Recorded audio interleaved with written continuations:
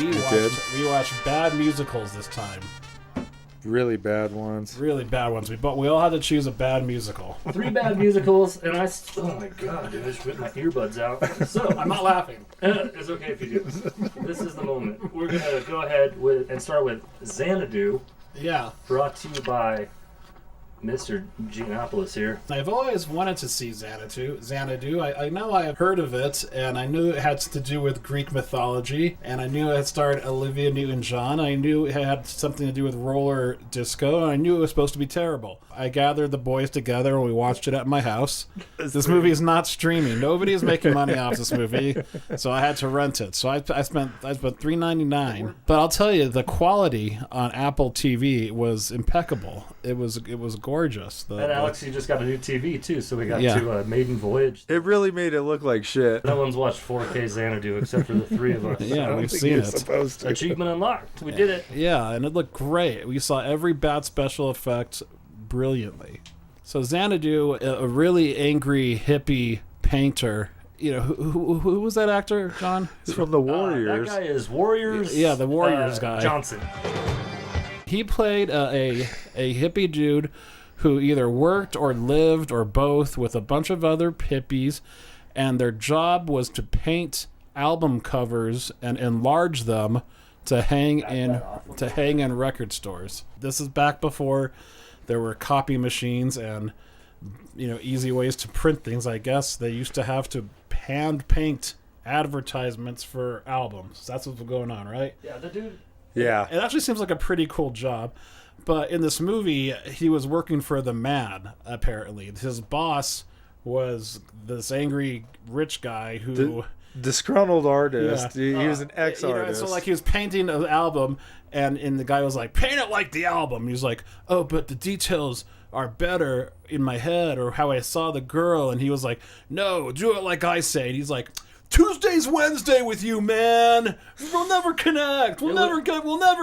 It's like you acted like this job was some big oppressive thing. Right? The cool thing about the boss too is that he'd really like to operate from the second floor. He was like, "Yeah, I work at the second floor. Do your job down there. I got an office." So, anyways, the story of Xanadu is this guy ends up meeting a muse from Greek mythology, played by Olivia Newton-John. And long story short, the muse, and she wanted to inspire him to make a roller disco called Xanadu. I do have to mention that you do not know that this girl is a muse. She doesn't even speak for the first 40 minutes. Really, it's just this guy following her around. And, dude, we're glossing over so many juicy details, dude, because it opens up with, randomly, a painting that comes to life. Yeah. And it's just a song that maybe lasts 7 minutes. Well, I'm alive, everybody. Oh, yeah, it's ELO, dude. Yeah, they come to life, right? I'm alive, and then that's what we get. They're all the muses, apparently. That's the muse and her sisters come, and they've been trapped in a mural in a back alley for centuries, maybe. I don't know what's going on. So they came alive for apparently no reason. She's zipping around Venice, and she has superpowers. She kind of has the Flash powers. Or supersonic. She's like a Care Bear, dude. Yeah, she just has Care Bear stares in and out of frame in a flash of light, and she really just comes up to him and sexually assaults him. She just kisses him on the mouth one day, and zips away. And then he sees her on one of the albums that it's a really interesting story that he's supposed to paint. Yeah, she's a model for one of the albums, right? Well, except that when he went to go find out who that girl is, he went to the photographer and he's like, I don't know, man, she was popped in the frame. She's not a model, she works for me. He would have to look for her, but she keeps just showing up in his life. She just keeps appearing until she finally admits that she is a muse. Meanwhile, Gene Kelly's in the movie. He is just a old guy who is rich, apparently, and he plays clarinet on the beach. And then he meets the kid, and they talk about making a disco roller rink. Called Xanadu. Yeah. Meanwhile... Which Olivia Newton-John comes up with. Yeah, and meanwhile, Yellow has made the music for it, and all these musical numbers are just basically them roller skating around with the music playing in the background. You don't get any musical numbers until 28 minutes in. They're all like dance numbers. It's all Other people are singing. It's all ELO. Heavy story and exposition. It's Electric Light Orchestra. Everybody all around the world. It's like Greek Tron. Mm-hmm. And in the end, it's this whole crazy musical number where it's kind of like synchronized swimming on roller skates. And the song goes, Xanadu, which Ooh-ah, ooh-ah, ooh-ah, Xanadu. Xanadu, woo-woo. And I thought I used to know the Xanadu song in my head, but in my head it would go, Xanadu, Xanadu, Xanadu, Xanadu. And then I realized, I was thinking, well, what's that song? Because I thought that was the Xanadu song, but it turns ABBA, out, isn't it? yeah, that song's ABBA. Waterloo, Waterloo, Water. And then basically they do this big performance. It's all big success, and then at the end, before that. He goes into the wall. Okay, so she goes away for a while. He goes into the wall. he just goes like Harry Potter style, and he meets Zeus. And Zeus is played by Christmas lights, or right? Yeah. There's just like lights. Zeus, right? And maybe Helena or Athena. It's like a light bright. Yeah, there's no Zeus. It's just a voice.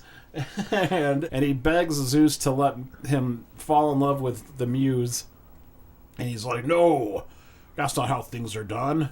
And then he leaves, and he's like, all right, we can make this happen, I guess. And then at the end, it's very confusing. In the movie, she comes back as like a ticket, as like someone working in Xanadu, and they meet for the first time again, and then it's over. She's a cigarette girl. Yeah. Cigarette girl, yeah. That's right. So, my favorite part, when Gene Kelly has that flashback and he sees Olivia Newton-John, and he starts dancing with her, and it's really boring, and it takes forever. But then there's this big wobbly mirror, and we get this shot of the mirror, and we get to see possibly the focus puller, some kind of camera operator, in the mirror, and they quickly get out of frame. But that was freaking awesome. Yeah, so this turns out to be highlight. It turns out to be Gene Kelly's last movie, is that right? This is Gene Kelly's final film. And they give him a couple of good old-fashioned tap dancing sequences in that are very forgettable. He has learned no new tricks. Mm-hmm. Well, no, he roller skates. I guess that's a new trick. Okay, he does do some some roller skating. Yeah, which he does. It is impressive for a man of his age, which I'm assuming is 1,000. 1,000. Yeah, he's old enough. And then, so I have this written down. So, how to save a scene? Because there's a scene where the Warrior Johnson and Olivia Newton, who cares, they're walking around some dank warehouse for the third or fourth time. Xanadu warehouse where they're going to build Xanadu, right? Mm-hmm. And the movie just does a freeze frame and suddenly becomes a cartoon, like a Don Bluth made cartoon. Literally Don Bluth. That is beautiful, and I guess they reused some of the animation for Thumbelina, and it's a visual treat, and it makes no sense, but it's really, really, really, really cool. So when you watch Thumbelina, that's actually Olivia Newton-John animation drawn over as Thumbelina. Best part of the film, dude. It's a great animated sequence. It's kind of very out there. Yeah, that's the only good part of the movie. It's really bad. It's a really, really, really like. The ADR is incredible. Yeah, it's worse than a kung fu film. It's bad writing, bad ADR, bad songs. I mean, I like Yellow Nixon as much as the next guy, but. Okay, so let's recreate Olivia Newton-John's first line. I'll play Olivia Newton-John, okay? But I need one of you guys to be my voice, okay? So you guys have to start it, and then I'll be the voice. You guys ready? Yeah. You. It's me. It's me. Me. And we were still way too close to the timing. Yeah. Ha! We were still way too close to the timing on that. Yeah, some brilliant dialogue. So this is Olivia Newton-John, her biggest movie after Grease. Gene Kelly's final movie, and the Warrior Guy's final movie, probably. Warrior Johnson, bro. Yeah. And then I learned that they made the Broadway musical for Xanadu much later, and it's supposed to be much better than the movie. And we watched a couple clips after we screened the film, and it was kind of funny. Yeah, it seemed better than the movie. It seems as they fleshed out the plot a lot more because the movie has barely any man. plot. You can tell while watching the movie that they don't know what they're doing as they're doing it. They're kind of just making it up, because even the songs, they're just rolling around on roller skates, and then the song is playing underneath it. So they're not singing the songs. It's like they have to sing it and record it later on. And they're like, yeah, just roll around to Waterloo, and we'll put in Xanadu later on. And they did it. Waterloo, Xanadu, Waterloo. No, there's a place nobody wants to go. It's called Xanadu and it's low. It is Xanadu. I thought I was never going to have to hear these songs again, and I think we're going to get copyright striked, dude, because that sounded so good. Oh, you.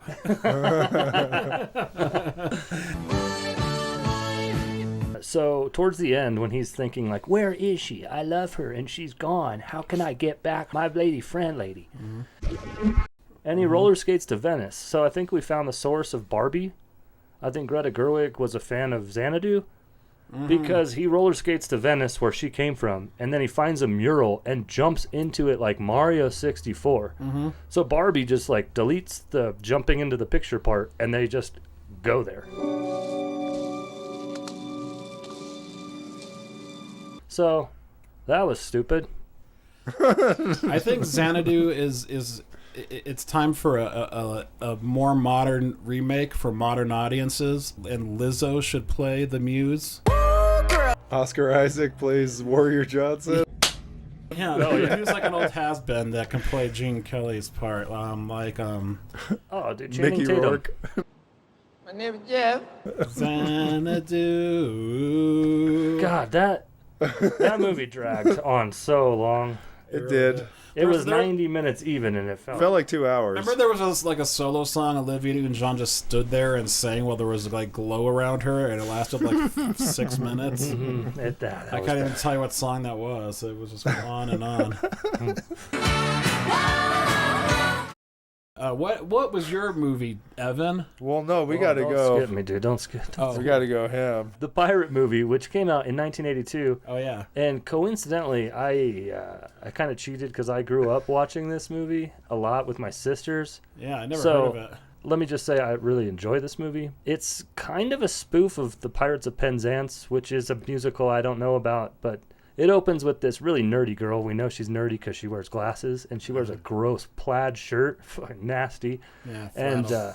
everyone's making fun of her. Her name is Mabel, which is just gross. And it's modern day 80s. It's modern day 80s. She's really cool. She's got the boombox, and she meets this boy who's doing this exhibition of pirate stuff with these other hottie buff dudes that are doing pirate exhibitions somewhere in Florida, but it's, I think, Australia. G'day.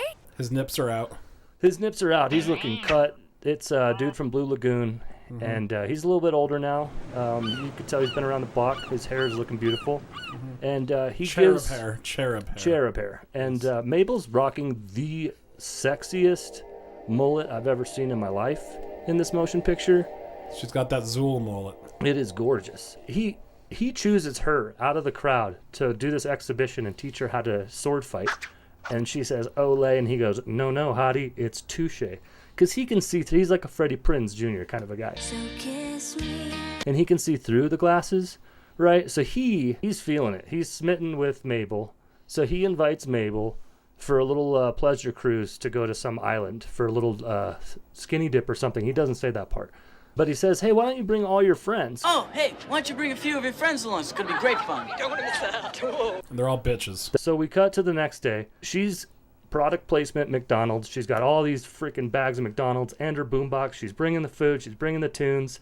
And her friends are already in the little boat, the little schooner with Frederick or whatever his butt face is. Cherub. Yeah, Frederick Cherub. Cherub Johnson. So we got Cherub Johnson and all of her friends, with some of them being kind of fugly, if you ask me. And they push Mabel. They grab the burgers and, like, push Mabel and grab the dude, and they, like, hit the motor and leave her behind. Cut to minutes later, Mabel is so dedicated and horned up for Cherub Johnson that she takes a little dinghy in through, like, the stormiest of ocean water. With their boombox. With the boombox, which is now completely destroyed. Storm flips boat, she wakes up, and this is the rest of the movie where she's just dreaming of pirate times, where she falls in love with this 21-year-old, the same boy that she sees at the beginning. He's actually a pirate. Cherub Johnson the Third. Cherub Johnson is actually named Cherub Frederick Johnson. He gets to leave this pirate ship because he's just turned 21. So they're like, all right, champ, you put in your 21 years, now you get to leave. So they try to screw him out of his... It's like a bat mitzvah. It's a bat mitzvah, except this dude's like, hang on, you guys are pirates, and I think you're evil, so now I'm going to exact revenge on you. So then they're like, well, screw you, bud. Walk the plank. So he walks the plank. Swan dives. Let's just fucking wrap this up, dude. He meets that girl, Mabel. She's got a bunch of sisters. And they're all bitches. Her dad's a modern major general. Modern major. And I am the very model of a modern major general. they fall in love, but the pirates, they want all the poontang and don't want to let him get married. So then we're left to like an hour and 15 minutes of just songs and whimsy and fighting. And Joan of Arc, and many spoofs. Then he rejoins the pirates, and she goes to war with the pirates. And that's the bottom line. To hold you, I have to let you go. It up and say they just make up some shit at the end and they get married. Happy ending. It's nonsensical. It's the pirate movie, like scary movie. The Force, Frederick. Remember the Force. It's supposed to be a spoof movie, and it gets much more like that toward the end, where they have rando Star Wars spoofs and Indiana Jones spoofs and weird little jokes inserted in. Pink Panther. Yeah, but it's definitely not consistent through the movie. They just have like a couple of those. Well, just it's awkwardly in there. It's so inconsistent, but it happens because it kind of happens at the very beginning of the movie, because it opens with like some 1950s color epic pirate movie footage. It's incredible. And it's pirate ships shooting, and you're like, dude, this seems like it's kind of old. Yeah. And we're commenting on it while we're screening the movie, like, this looks kind of old, weird.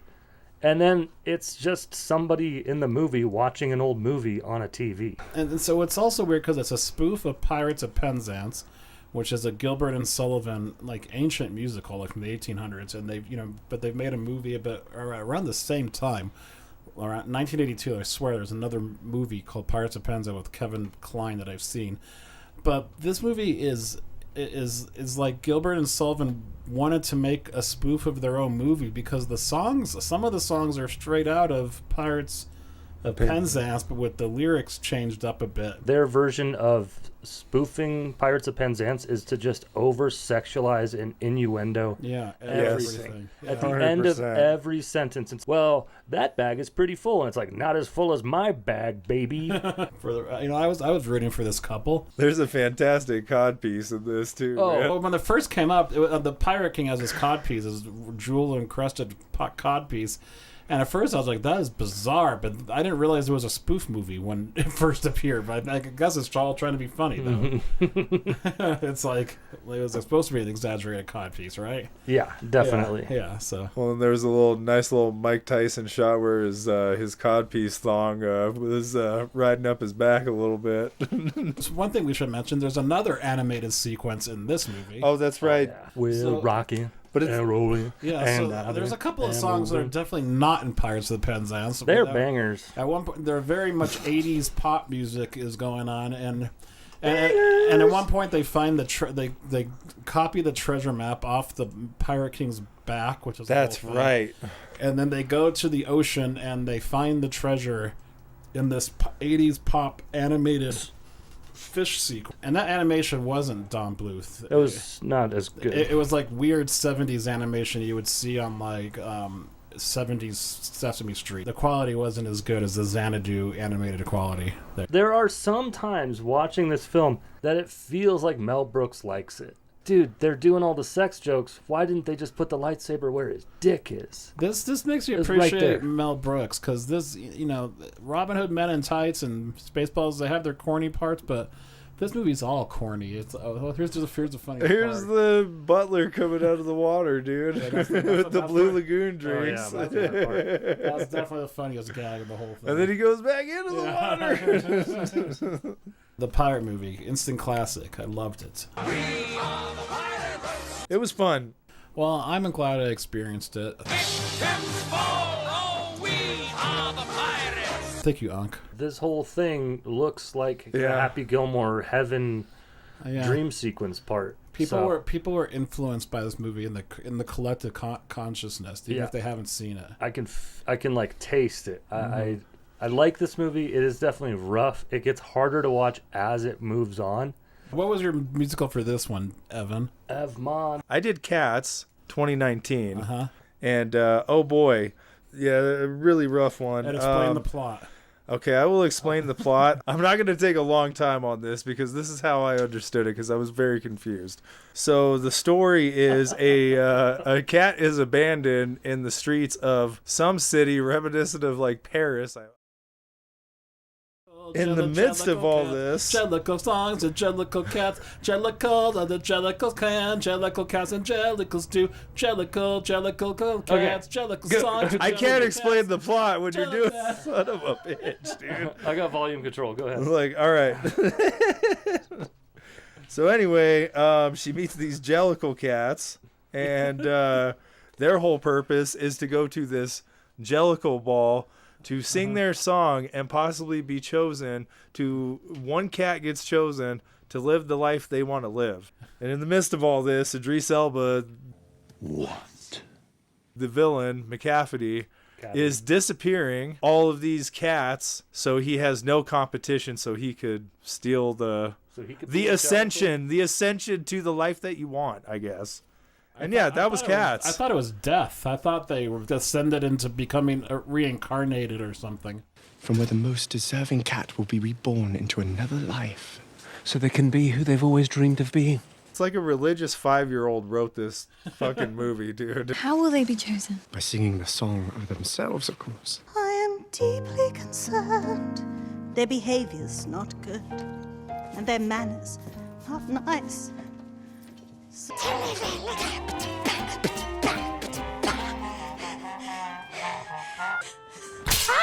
It was pretty rough. Right. So, that was Cats in a nutshell. It goes on and on about introducing a cat. Yeah, And they it gets sing very and they sing a repetitive. song about it, and then that cat goes away, they introduce another cat. The cat themselves introduce themselves. Yeah. It's always the third person selves. Every cat has their own song talking about themselves, except for McCavity, I think, gets 2. McCavity. And the second one is- the cat's name. Is I didn't know. Cavity has one song, but he appears a couple of times in other Cats songs. Taylor Swift's song is about him, so he gets For 2 sure. songs. Uh-huh. So, but her song is the only one sung by a character that's not about themselves. It's about him. Yep. So I exposed you guys to another Andrew Lloyd Webber musical a few months ago. Remember? Try not to. Jesus Christ Superstar, right? That's the best one ever. That was a cool musical. It's hard to believe it's written by the same person. I can believe it, dude. It's like a religious 5-year-old wrote this fucking movie. I actually saw Cats as an 8-year-old boy, and it blew my mind. You're talking about Cats the stage play. Okay. I thought it was incredible, and I used to listen to the soundtrack, and I always thought that it should have been a animated movie, and I guess that Spielberg had the rights to Cats because he wanted it to be an animated movie. Back when he was made like 5-0 movies for Amblin. I guess that Balto flopped so bad that it killed his whole animation thing. Fast forward 20 years or so. Prepare to fast forward! Preparing to fast forward! Fast forward! Fast forwarding, sir! Universal owns Cats, and Les Miserables came out, which is an awful movie that got lots of praise. They landed the director of that to make Cats, and there was never a real plan of what they were going to do as far as if this is going to be costumes or what, and they settled on basically saving it for post. The results are what you see, and it's horrific. What stands out the most is how bad the effects are and how weird these cats look, and how It's very distracting. And It how- is on some of the close-ups when they're moving in and the ears move. Like it looks. But they don't. It looks look a little janky. They don't look like cats or people and cat. They look these weird, gross creatures. What I never thought with this movie is why did they give them human noses? They had cute cat noses. It may have just... It would have fixed It would have so much. It would have fixed it a lot, I feel like. They can't all be zingers, man. The director had no concept of how to do an effects movie, whatever his name was, Toby Hooper or whatever. Tom Hopper. Yeah, don't put Toby Hooper in there, dude. He's a good filmmaker. He's a dead man. Have some respect. I think it could really only be done by a director like Tom Hooper. He seems like a hack, and he hasn't made a movie since. But he made The King's Speech, and he was like an Oscar dude for a minute. You know, Hollywood wanted to make him something before he made the movie ever made. What up? Not Toby Hooper. Real idiot. They say cats 160 times in this movie. They must say Jellicle twice that. What did you think about that organ music to start off that first banger? It sounded like a cat was playing the organ. Boop, boop, boop, boop, boop, and in the, they filmed it with motion capture. They could have made like a full animated thing. This looks so much worse than a really old 80s play. I mean, even Tank Girl had great anthropomorphic things in it. Like, I don't know what they were thinking. The perspective is way off. Sometimes there's things that are way too big. The scale was awful, especially for the title character of Cats. The cat's scale was fucked. Then also, like, the mice that they interact with, they were human size. And then they bring out these little cockroaches, and the cockroaches look like they're bigger than the mice. And it's like, choose a lane. They pull out shrimp, and they start eating shrimp, but the shrimp is this big. The fucking ballerina cat's wearing an earring for a bracelet, but also a watch for a necklace. When they were on the railroad tracks, too, they looked pretty small on the railroad track. So positive of the film for me were the sets. When it wasn't CG, the sets were badass. It's really hard to see them because you can't look away from cats. You got cat's face. But if you can actually peel your freaking peepers away from the atrocity that is cat's faces, those sets are badass. They're super cool. Except for when they go to that train yard and it's completely CG, and then the cats are like tiptoeing on the train track. And they're like this big. That's a massive train track, apparently. Track is huge. And you can just tell, like, they're walking on a green box. Do you guys remember that game for Sega Dreamcast called Seaman? There was like a fish with a human face. Yeah, I think so. It was kind of like a Tamagotchi. That's what the cats look like. They look like Seaman. Let this be nightmare fuel. Rebel Wilson's cat character wears some other cat's skin or / fur as a suit, maybe even multiple layers of it, because she unzips her fur, I forgot about revealing a scantily clad outfit on top of other cat fur. And she does it later on in the movie too. It's weird. How very jellicle of her.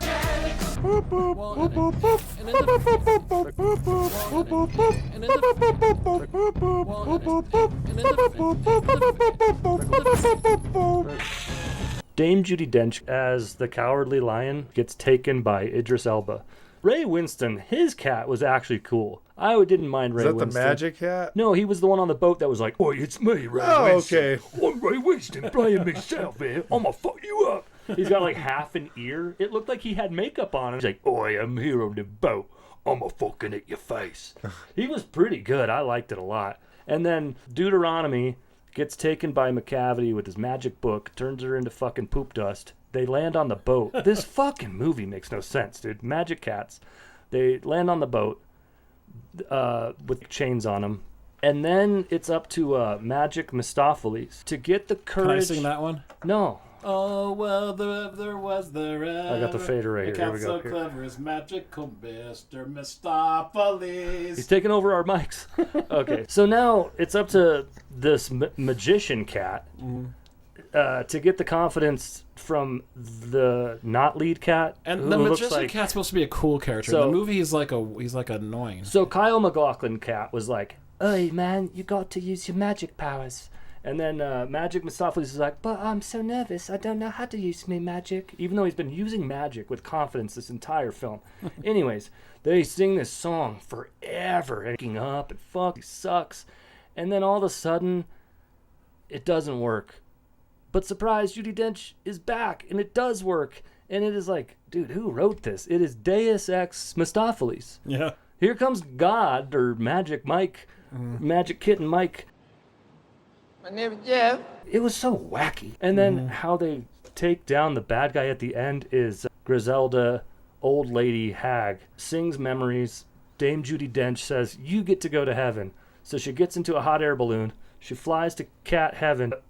McCavity is like, not without me, mate. And he jumps on the rope, and then he falls onto his feet because he's a cat. And that's how they solve the McCavity issue. They don't even fucking try. Yeah. It's whack. The hot air balloon goes, boom.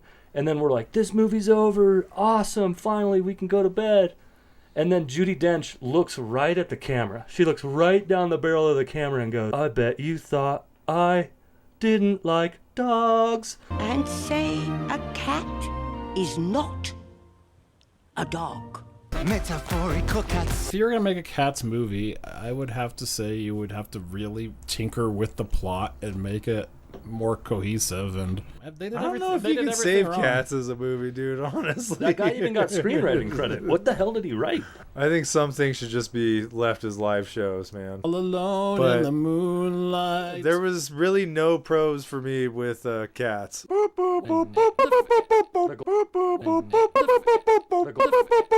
The Glockenspiel. Yeah. Okay, so out of the three, the best, Alex. The best out of the three we watched. Okay, maybe we should just do the worst, I guess. What's the worst? The worst is Cats, I would say. It's an abomination. It's unwatchably disgusting. It's terrible. It took a good piece of art and made it the worst thing possible. Xanadu's not good, but I'd say it's much more forgivable. You know, it was the 80s. Whatever, they were all doing cocaine. There's no excuse for Cats though. It's a disaster. So the best one I would say is the pirate movie, like I said, just because the other two are so much worse. But the pirate movie is pretty bad too. You know, as far as the pirate movie's bad, but it was a lot more enjoyable to watch than the other two. the jokes, if it was funnier, the jokes just fall flat. But I like the idea of having a spoof thing. Funny thing about the pirate movie, Christy McNichol kind of looks a little bit like Anna Faris. Speaking of parody movies, she's kind of good in it. She looks a little bit like Anna Faris, dude. Yeah, but way hotter. I guess she was a sitcom star. She kind of has that whole sitcom kind of wit. Yeah, she was good. She did her thing. She stood out. The guy in the movie was just terrible. Christopher Atkins was horrible. His acting is shitty. I guess he has that kind of 70s Leif Garrett kind of good-looking pop magazine looks to him. And That's what we call Cherub Johnson. Yeah, Cherub. Cherub Johnson. That's what we're calling a little Cherub Johnson. Cherub Johnson Esquire, the medieval version. He couldn't sing, he couldn't act, he couldn't be funny. He was pretty bad. Coincidentally, that's what I named my penis. All right, Cherub Johnson. What do you think's the worst of the bad? It's kind of hard, man. That's what she said. To choose between Cats or Xanadu. They're both really fucking bad, dude. Like, they're both ridiculously bad for different reasons. But yeah, John did bring up a good point. A lot of that fucking dialogue was completely pointless in Xanadu, where it's just let's get from one end of the room to the other, because there's a light right there. Oh, it sure is big. Yeah, it is. Yeah, well, I don't know. I don't know. Naturally, I can't take all this too seriously, but if I were going to do something about it, and I can't say I am, because, you see, I'm a builder, and a builder has to take his time deciding. What the fuck was even the ending of Xanadu? Both of those movies have such a confusing ending, but Xanadu's ending... Cigarette Girl. It's like 15 minutes, the ending is so confusing, though. Because like Alex said, Zeus is like, you can't be with her. And he's like, but I want to. And then he's sad, and he goes roller skating, and he jumps into the painting, and then they're like at a freaking roller disco with Gene Kelly, and Warrior Johnson is just smiling there. Yeah. And then it's Cigarette Girl, and then that's... But she's singing. She disappears. Yeah. She disappears. She disappears and then comes back. And then she comes back, Cigarette Girl. I mean, I guess what's implied... what I guess is maybe implied is Zeus granted her... one night, right? No, that was I would the whole say thing. he gave her a mortal life to be with him because they were in love. I thought it was just temporary. But they had to, I don't know. And then she turned back into the muse. That's what I got for her. I thought she was doing Cigarette Girl at the end to introduce Xanadu to Electric Boogie Boogie Woo. That'd be great. Yeah, it's kind of hard for me to choose, but... Cats is an abomination. At least you can look at Xanadu. I was looking at Cats the same way I was looking at Xanadu, bro. Like, it was hard. If you guys weren't there, See, I watched Cats by myself, and I almost didn't get through it. Cats, it Cats took makes me my a little eyes while. want to throw up. If you guys were there, it would have been different. I would have been forced to stay focused, stay on target. I don't know. I think you received a lot of that information. Maybe we would have been talking over. I'm gonna go with Cats by a very slim margin, dude. By a very slim margin. Yeah, mine's Xanadu, because Ian McKellen, dude. Gus McGusterson, or whatever the hell his freaking great ass cat face was. I was feeling it. Okay. He was making me sad. He was a sad clown, and he was killing it. Gus the theater. And then Ray Winston. There were no characters in Xanadu. I was like, hell yeah, I'd watch these people for a while. Zeus. But the two old, what? The two old English cats. I liked the two old English cats. They were cool, and the sets were tasty. That's all. But yeah, it was an easy decision because Xanadu was completely made up, just like the word Jellicle. So Xanadu, Jellicle, Xanadu. Yeah, pirate movie. I don't remember any of the made up words, so that's why I think it was just safe. It just got safe because I remember codpiece. Yeah, that's real. That right there's a real word. Best word. But I am a major model of a modern major general. Banger. Gosh, we did it. Yes. Thank you so much for stopping by. Thank you, audience, for tuning in. We'll see you next time. Quality control. Quality control.